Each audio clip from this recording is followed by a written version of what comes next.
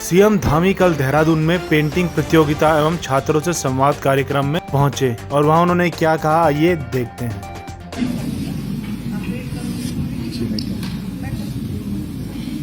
भारत माता की, भारत माता की।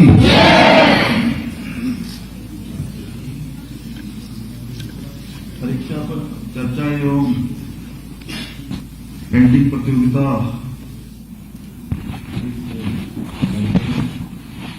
हमारे शिक्षा मंत्री आदरणीय डॉक्टर धन सिंह रावत जी,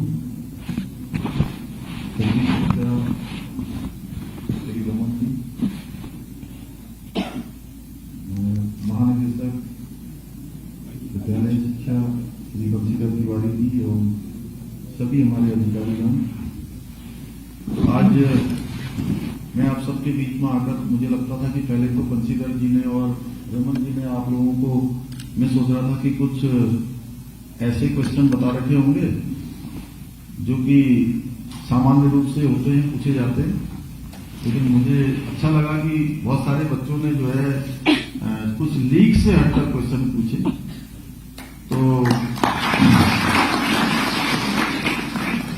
निश्चित रूप से आप सबके बीच में आकर मैं ये सोच भी नहीं रहा था, मैं सोच रहा था कि केवल पेंटिंग की प्रतियोगिता हो रही है और पेंटिंग की प्रतियोगिता में ही हमें आप सबके साथ सम्मिलित होना है, लेकिन यहां पहुंचकर जिस प्रकार से मेरे प्रिय छात्र एवं छात्राओं ने, हमारे बेटे बेटियों ने जिस प्रकार से यहां पर क्वेश्चन पूछे, वो कहीं न कहीं एक हम सभी को, जो मंच पर बैठे हैं या मंच से नीचे बैठे हैं, मैं समझता हूं सबको वो एक ऊर्जा भरने का काम किया है। आप सभी लोगों ने हम लोगों के अंदर एक नई ऊर्जा, नए उत्साह का संचार किया है। मैं आज के जो कार्यक्रम था उसके बारे में यह बताया गया कि बच्चों के एग्जाम आने वाले हैं और आप सबसे संवाद करना है, और मैं इस बात को सोचकर बहुत मुझे खुशी हो रही थी कि कार्यक्रम के बहाने जहां मैं उत्तराखंड के हमारे और देश के जो भविष्य हैं उनके साथ जहां चर्चा करूंगा, जहां उनसे मिलूंगा, वहीं अपने बचपन के दिनों का और उन दिनों की जिन दिनों को मैं यथा कथा जब आप जैसे विद्यार्थियों के बीच में आता हूं या किसी स्कूल के कार्यक्रम में जाता हूं तभी उनकी याद आती है, लेकिन आज यहां तो मैं बिल्कुल अपने प्रारंभिक दिनों के स्कूल के दिनों में पहुंच गया।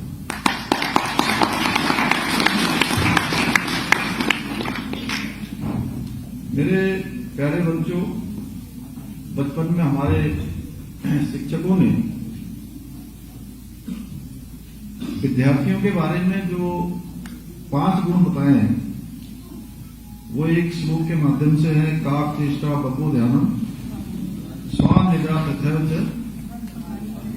अल्पाहारी ग्रह त्यागी पंचलक्ष्य, विद्यार्थी पंचलक्ष्य, यानी कि कौवे की तरह चेष्टा,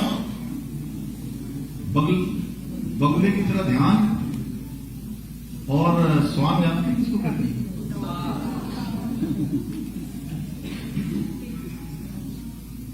कुत्ते की भांति नींद, अल्पाहारी और जो है ग्रह त्यागी, ये 5 लक्षण हैं। और जो गुरुवाणी है, गुरुवाणी में भी लिखा है कम खाना और कम सोना। यह भी एक साधक का काम भी है और एक विद्यार्थी का काम भी है।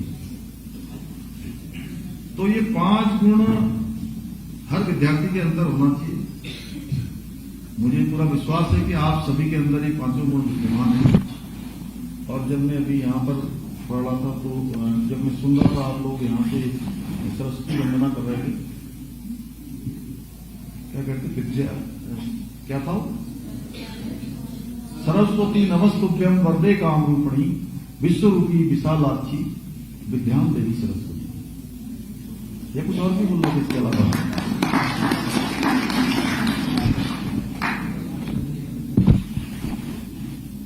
मैं प्यारे बच्चों आप सबसे कहना चाहता हूं, आप सब अभी मुझसे प्रश्न पूछ रहे थे कि आपको तनाव होता था कि नहीं होता था।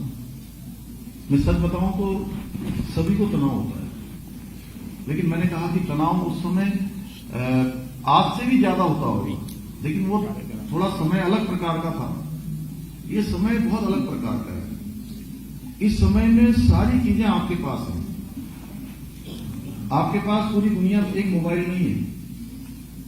यहां से आप अमेरिका के किसी भी इंस्टीट्यूशन के बारे में जानना चाहो, उस इंस्टीट्यूशन की जानकारी लेना चाहो, उसके शोधों के बारे में पता करना चाहो, हार्वर्ड जैसी यूनिवर्सिटी के बारे में जानना चाहो, सारी चीजें आपको मोबाइल में मिल जाती है। दुनिया की कोई ऐसी चीज नहीं है जो मोबाइल में नहीं मिले। और तनाव होना भी स्वाभाविक बात है, परंतु जब ये तनाव अत्यधिक बढ़ जाता है तो ये तय मानिए कि फिर उसका परिणाम भी जो है, जो हमारे अनुकूल आना चाहिए वो अनुकूल नहीं आता है। कई बार परिणाम हमारे उसके विपरीत चला जाता है और इसका असर मानसिक रूप से और शारीरिक रूप से दोनों प्रकार से हमारे ऊपर पड़ता है। देखिए, इसके बहुत सारे अभी हमारे पास आज हमको ज्ञान देने वाले, हमारा उत्साहवर्धन करने वाले, हमारा मार्गदर्शन करने वाले, और सबसे बड़ी बात है आप लोग बहुत सौभाग्यशाली हैं, हम लोग सभी बहुत सौभाग्यशाली हैं कि हमको आज देश में प्रधानमंत्री के रूप में केवल एक प्रधानमंत्री नहीं मिले हैं, बल्कि प्रधानमंत्री के रूप में एक अभिभावक मिले हैं, एक हमारे संरक्षक मिले हैं, एक हमारे गार्जियन मिले हैं, जो जीवन के हर क्षेत्र में, जीवन के हर वर्ग के लोगों के लिए, विद्यार्थियों के लिए, शिक्षार्थियों के लिए, नौजवानों के लिए, खिलाड़ियों के लिए, घर में काम करने वाली माताओं बहनों के लिए, बेटियों के लिए, बेटों के लिए, गरीब लोगों के लिए, जिनकी सोच इतनी ब्रॉड है कि कोई क्षेत्र उनसे अछूता नहीं है। यही सोचकर वो परीक्षा पर ये चर्चा का कार्यक्रम लेकर आए हैं। और इसमें अभी आपको जो किताब मेरे को धन सिंह जी ने भेंट करी है, उस किताब को आप लोग पढ़ेंगे तो आपको आपकी टेंशन रही नहीं जाएगी। मैं दावे के साथ कह सकता हूं कि 1% भी टेंशन आपकी बचने वाली नहीं है। मैंने कुछ समय पहले हमारे देश के राष्ट्रपति रहे, जिनको हम चचा कलाम कहते थे, चचा कलाम के नाम से जानते हैं, उनके जीवन पर आधारित अग्नि की उड़ान, विंग्स ऑफ फायर, ये पढ़ी थी, आप सब भी पढ़ोगे तो निश्चित रूप से ये किताब हमारे अंदर जीवन में सफलता, असफलता, परिश्रम के साथ साथ जो सकारात्मक सोच है, पॉजिटिव एटीट्यूड, वो कैसे लाया जाता है, उसके क्या परिणाम होते हैं, वो किस प्रकार से निर्भर करती है हमारे जीवन को आगे बढ़ाने में, ये सारे बिंदु उस किताब में हमको बहुत विस्तार से मिलते हैं। आज चाहे हम डॉक्टर कलाम साहब को पढ़ें या मोदी जी की जीवनी को पढ़ें, बहुत सारे, उन सभी में एक बात समान आती है, जिन्होंने जीवन में साधारण से असाधारण की यात्रा करी है, जिन्होंने धरती से आसमान को छूने का काम किया है, जिन्होंने सामान्य से इतिहास बनाने का काम किया है। अगर हम ये कहें कि वो कोई भी बहुत बड़े बड़े परिवारों में पैदा नहीं हुए, बहुत बड़ी विरासत उनको नहीं मिली, वो सब के सब सामान्य स्थितियों में पैदा हुए हैं, सामान्य परिस्थितियों में पैदा हुए हैं, लेकिन जीवन में उन्होंने एक सामान्य एटीट्यूड रखते हुए, पॉजिटिव एटीट्यूड रखते हुए, जीवन के संकल्पों में कोई विकल्प न लाते हुए उन्होंने जीवन के लक्ष्य तय किए और उन जीवन के लक्ष्यों को प्राप्त किया, क्योंकि उनके जीवन में संकल्पों में कभी विकल्प नहीं आए, कभी उनके मिशन में ऑप्शन नहीं आए। और कोई भी व्यक्ति जब सकारात्मक सोच का मिश्रण हो जाता है, यानी कि हमारे जीवन में हर चीज को पॉजिटिव लेना, हर चीज में अच्छा सोचना, हर चीज में सोचना कि अभी इससे आगे जाएंगे तो और अच्छा होगा, तो आप ये मानिए कि ये जब भाव हमारे जीवन में आ जाएगा, ये जब हमारे विचारों में आ जाएगा, हमारी आदत में आ जाएगा, तो हमको सफल होने से कोई नहीं रोक सकता। हमको मंजिल प्राप्त करने से कोई नहीं रोक सकता, हमको लक्ष्यों तक जाने से कोई नहीं रोक सकता। इसलिए मेरे प्यारे बेटे बेटियों, हम सबको ऐसी किताब पढ़नी चाहिए। इसी को रखते हुए प्रधानमंत्री जी ने एग्जाम वॉरियर्स जो हमारे लिए किताब लिखी है, यह किताब भी जो है बहुत ही रुचिपूर्ण है, ज्ञानवर्धक है। मेरा सबसे आप लोगों से अनुरोध है कि परीक्षाओं से पहले इस किताब को आप लोग अवश्य पढ़ें और इससे आपको बहुत चीजें मिलेंगी, बहुत सारी शंकाओं का समाधान जिसमें से आप लोगों ने, कुछ लोगों ने मुझसे भी पूछा। हो सकता है मैं कुछ जवाब दे पाया हूं, कुछ आपकी जिज्ञासा को थोड़ा उसको शांत कर पाया हूं, लेकिन जिज्ञासाएं बहुत सारी होंगी। उन सभी जिज्ञासाओं का हमको इसमें उत्तर मिलेगा। और इस किताब से हमारे देश के प्रधानमंत्री जी के जो महान विचार हैं, उनसे प्रेरणा लेकर हम लोग सभी लोग परीक्षाओं में भी सफलता अर्जित करेंगे। जीवन के जिस क्षेत्र में जाएंगे उस क्षेत्र में हम लोग सफलता प्राप्त करेंगे। अभी मैं यहाँ पर कोई आप लोगों को बहुत भाषण देने के लिए भी नहीं आया हूँ, कोई मैं उपदेश करने नहीं आया हूँ। मैं जानता हूँ कि आप लोग बहुत देर से यहाँ बैठे हुए हैं, लेकिन जब मैं आप लोगों के बीच में आता हूँ तो सच बताऊं तो कभी भी मैं ये नहीं सोचता हूँ कि मैं एक मुख्यमंत्री के रूप में आपके बीच में आया हूँ, एक नेता के रूप में आया हूँ। मुझे ऐसा लगता है कि मैं अपने छोटे भाई बहनों के बीच में, अपने बेटे बेटियों के बीच में आया हूँ, उनसे बात करूं और जो भी जीवन में हमने थोड़ा बहुत सीखा है, जिन चीजों का अनुभव प्राप्त किया है, वो सारी चीजें आप सबके सामने रखूं। और आप सबको देखकर तो वैसे भी ठीक कहा है, कभी किसी भी देश को बदलने में, किसी देश का इतिहास बनाने में किसी का सबसे बड़ा योगदान होता है तो वो हमारे देश के नौजवानों का और युवाओं का होता है। तो आप सबके बीच में आकर वैसे ही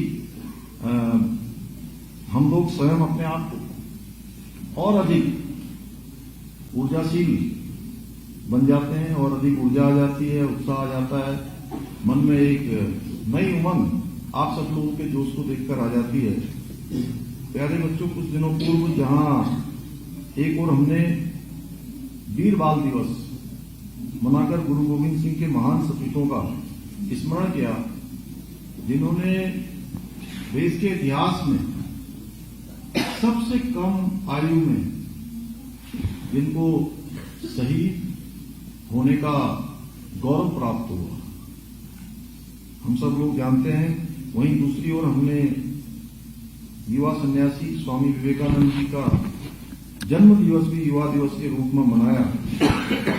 और मैं सच बताऊं तो जो गुरु गोविंद सिंह जी के साहबजादे थे, फतेह सिंह और जोरावर सिंह, दोनों की बहुत कम आयु थी। और जब दोनों भाइयों को ये कहा जा रहा था कि आप दोनों जो है अपना धर्म छोड़कर मुस्लिम धर्म को स्वीकार कर लो, तो उन्होंने कहा कि हम किसी भी कीमत पर ये नहीं करेंगे, हम रुक नहीं सकते, हम झुक नहीं सकते, हम धर्म के सच्चे, ईमान के सच्चे, हम गुरु गोविंद सिंह के बच्चे, हम गुरु गोविंद सिंह के बच्चे। उन्होंने कहा कि सुनो वो हत्यारों, उठाओ गारा, चिनो पीटें, धरो गारा, हम रुक नहीं सकते, हम झुक नहीं सकते, हम ईमान के सच्चे, हम धर्म के सच्चे, हम गुरु गोविंद सिंह के बच्चे।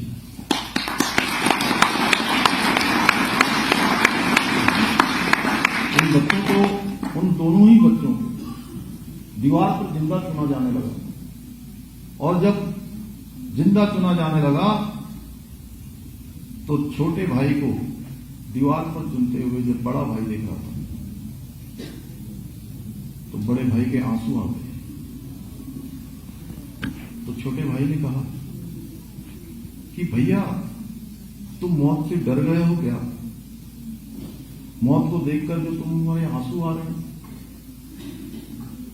तो जानते हैं बड़े भाई ने छोटे छोटे भाई से क्या कहा? बड़े भाई ने छोटे भाई से कहा कि मैं मौत से नहीं डर रहा हूं। मुझे दुख इस बात का हो रहा है कि तुमसे पहले मैं इस दुनिया में आया, तुम मेरे बाद इस दुनिया में आए हो, लेकिन तुम जो दीवार चुनी जा रही है, तुम मेरे से पहले इस दुनिया से जाने वाले हो। मुझे इस बात का कष्ट हो रहा है कि तुम्हें आए हुए कम समय हुआ है इस दुनिया में, लेकिन तुम मेरे से पहले जा रहे हो। क्योंकि जब दीवार चुनी जा रही थी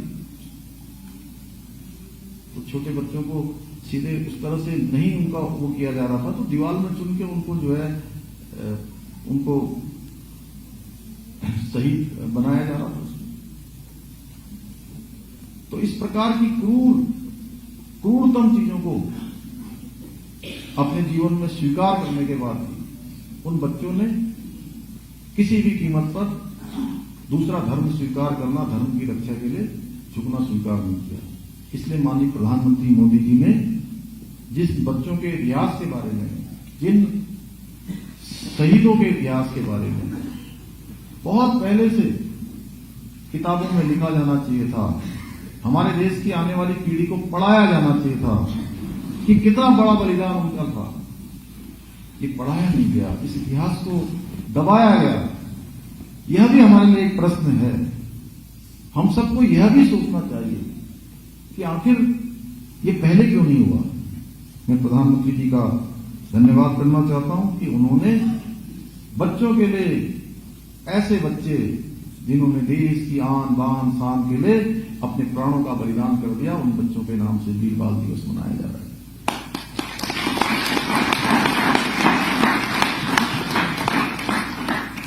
स्वामी विवेकानंद जी का भी मेरे भी जीवन में बहुत प्रभाव रहा है। जब मैंने अपने स्कूल के दिनों में उनकी वो एक उक्ति पढ़ी थी, तभी से मैंने ये तय कर लिया था कि अपने जीवन में जिस क्षेत्र में भी जाऊंगा वो 100% उसमें अपना योगदान देने का कोशिश करूंगा, प्रयास करूंगा। वो उक्ति थी, उठो जागो और लक्ष्य तक पहुंचे बिना रुको मत।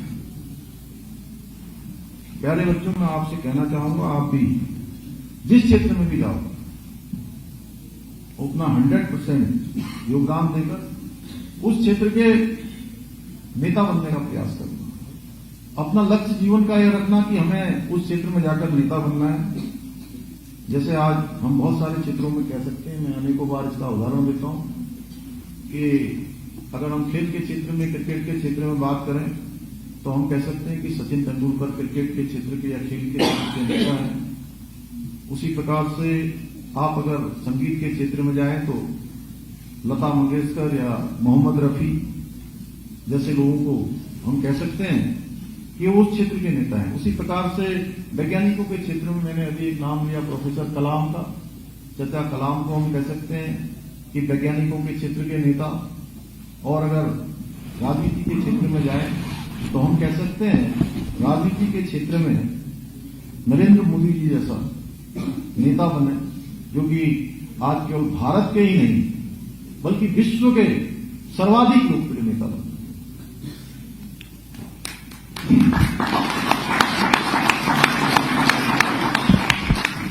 प्यारे बच्चों, हमने आज बहुत सारी पेंटिंग बनाई है, जिसमें मैं देख रहा था कि नंबर 1 और नंबर 2 दो पेंटिंग जो है पर्यावरण के संरक्षण में थी, पर्यावरण संरक्षण की। तीसरी पेंटिंग दूसरे क्षेत्र में थी, स्टार्टअप के क्षेत्र में, उद्योग के क्षेत्र में भी आप सब लोगों ने बहुत सारे यहाँ पर काम किए हैं। मैं आप सभी के इन प्रयासों की बहुत सराहना करता हूँ। आप सबको बहुत शुभकामनाएं देता हूँ, बहुत बधाई देता हूँ। वैसे तो अब बोलने के लिए बहुत सारे विषय हैं, अगर मैं बोलता रहूं तो मैं यहां आकर भूल ही गया कि मुझे 10 ही 15 मिनट बोलना चाहिए। मैं सच बता रहा हूं, मुझे आप लोगों के बीच में आकर तमाम विषय जो मैं सोचकर आया था कि मैं आपसे बात करूंगा, आपसे बात कहूंगा, वो सारा विषय मैं भूल गया। और मैं अब बहुत ज्यादा आप लोगों को मैं बोर नहीं करना चाहता, क्योंकि आप लोग बोर हो जाओगे, क्योंकि अभी परीक्षाओं में जाना है आप लोगों ने, बहुत सारी तैयारियां करनी है। बस मैं चाहता हूं कि आप सब लोग कड़े अनुशासन से और समय के मैनेजमेंट से, समय का मैनेजमेंट हर किसी के जीवन में देखिए 24 घंटे होते हैं। कोई बड़ा आदमी होगा, कोई छोटा आदमी होगा, विद्यार्थी होगा, शिक्षक होगा, राजनीति के क्षेत्र में काम करने वाला होगा, प्रशासनिक क्षेत्र में काम करने वाला होगा। सबके जीवन में बराबर समय है। ये हमारे स्वयं के ऊपर है कि हम अपने समय का प्रबंधन कैसे करते हैं। हम जल्दी सो रहे हैं कि नहीं सो रहे हैं। कई बार हम अपने मोबाइल पर ही लगे रहते हैं। वो मोबाइल देखने से अलावा उसमें 1 घंटा अगर समय कम कर दें, मैं आप लोगों की बात नहीं कर रहा हूं, मैं आज छोटे बच्चे और भी आपसे छोटे बच्चे जो 9 साल के हैं, 10 साल के हैं, 11 साल के हैं, वो भी रात रात भर मोबाइल देखते रहते हैं। मैंने अपने ही बच्चों को देखा है, तो इसलिए मैं कह रहा हूं कि उसमें से 1 घंटे का समय कम कर दें, कम से कम 1 घंटे का समय, और 1 घंटे में अपने गार्जियनों से बात करें, अपने माता पिता से बात करें, अपने शिक्षकों से बात करें, और जिस क्षेत्र में भी जाएं अपने माता पिता गुरुजनों के आशीर्वाद से परिवार का, राज्य का, देश का नाम रोशन करें। आप सब लोगों ने आज बहुत सुंदर कार्यक्रम आयोजित किया है, इसके लिए मैं आप सभी को बहुत बधाई देता हूं, बहुत शुभकामनाएं देता हूं, क्योंकि शॉर्ट नोटिस पे कार्यक्रम हुआ। हमारे शिक्षा मंत्री धन सिंह रावत जी का भी मैं बहुत धन्यवाद करना चाहता हूं। और एक हमारे मित्र ने एक कविता कही है, उस कविता को कहकर मैं अपनी वाणी को विराम दूंगा कि मंजिल ही जीवन का हिस्सा है, मंजिल ही जीवन का किस्सा है, राही बन उस तक जाना है, राही बन उस तक जाना है, सफलता असफलता जीवन का हिस्सा है, इनसे घबराना कैसा है। उठो जागो और संघर्ष करो, उठो जागो और संघर्ष करो, यही तो बस जीवन कहता है, यही तो बस जीवन कहता है। आप सबका बहुत बहुत धन्यवाद। भारत माता की जय।